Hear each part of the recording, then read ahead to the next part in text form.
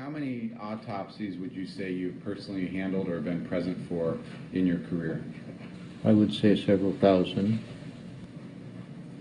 And did you conduct the autopsy on the decedent, in this case, Michael Joseph Jackson? Yes.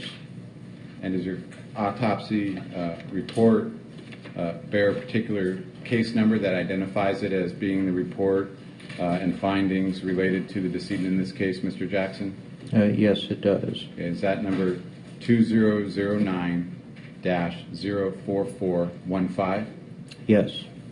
When did you conduct that autopsy, Dr. Rogers? That was on June 26, 2009. And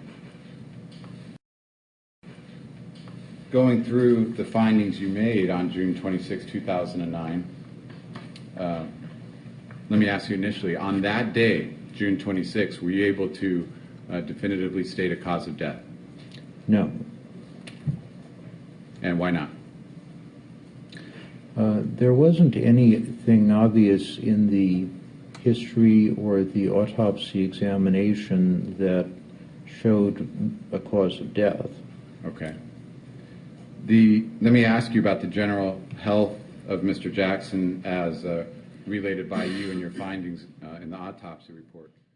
He had vitiligo, which is a skin disorder. And then he also had... Is that vitiligo, that's the depigmentation of the skin where, for example, an African American might have white splotches of skin? Yes. Okay. And he had a polyp of his colon. And then we also sent portions of the autopsy to specialists in various areas. So the nervous system showed mild diffuse swelling. The lung examination showed some chronic inflammation and scarring in the lungs.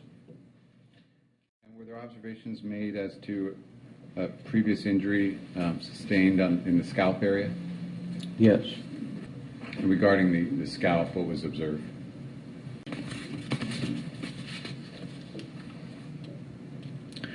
There was an area of irregular pigmentation at about the top of the scalp.